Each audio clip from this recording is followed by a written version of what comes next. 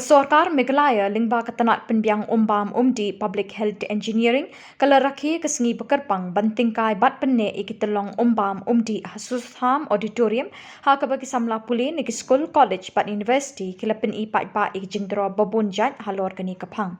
Umintri rangba kajalau Konrad ki sangma ulalong ukongsan ha kani kejingelang ha kabaladon ki he ki han hakikardan trekam babher jong Sorkar jela. Umentri rangba ulah kular ban penkiwi kamang pisa na kabenta katanat PHE ban penbiang tingkai bat penne ikitelong umbam umdi aha keleng ki district bat Shillong jong gajela. It is important to remind ourselves constantly of what is the actual purpose at the end of the day. I asked the departments of irrigation once. This is when I was a member of parliament. I asked them in a meeting, I was having a Disha meeting, and I asked them that, how do you judge the success of the schemes that you are implementing? And the irrigation department officials told me, sir, by the length of the canals that we are constructing. That is how we are able to judge the success. And I told him, no, that's wrong. The way that you will judge the success of your work is by the increase in the production of the agriculture product for which the canal is being made. So we should go out of our schematic mindset of schemes-based performance into a purpose-based performance. And hence making canals is not the objective, but it is a means of achieving the objective, which is to increase the production of paddy or whatever agriculture product is being grown.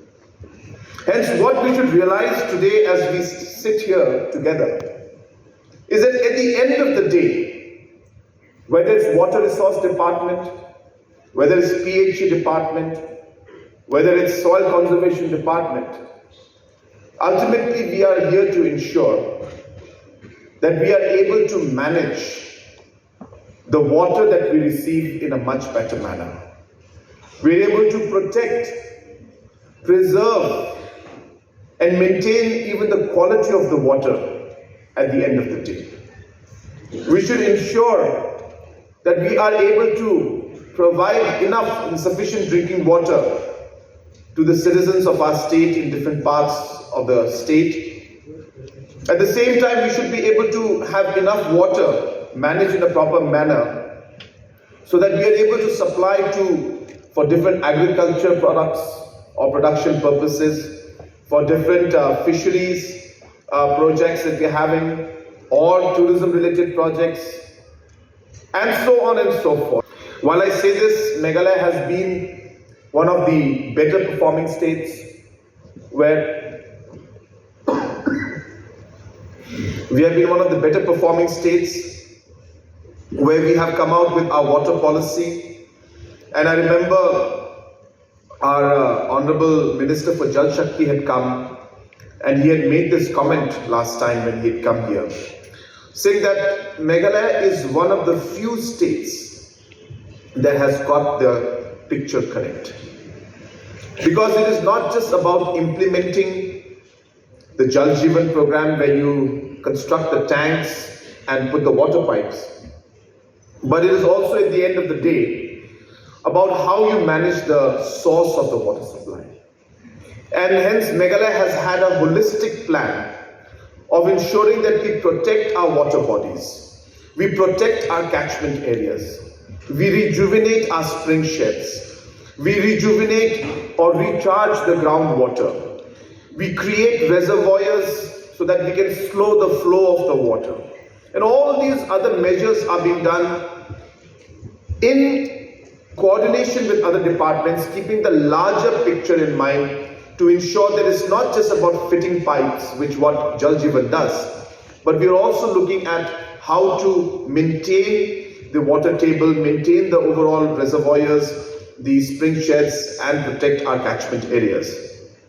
I was telling him about, which Dr. Shikil just mentioned, the payment for ecosystem services is one of the most unique programs that our state is doing. And in fact, in the whole country, we are the only state that is doing this program.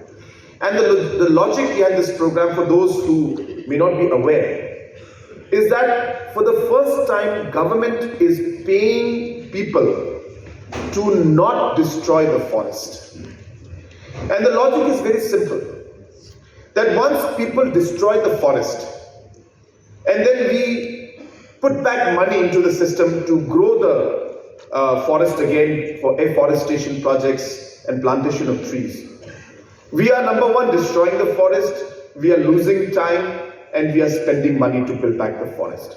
PH minister, because he got the timing very, very right. I'm sure the World Water Day was, of course, not planned by him, but it happens to be on this day.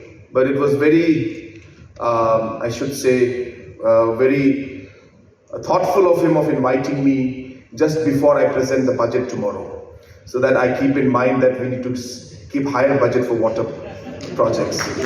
So I don't want to give out much information.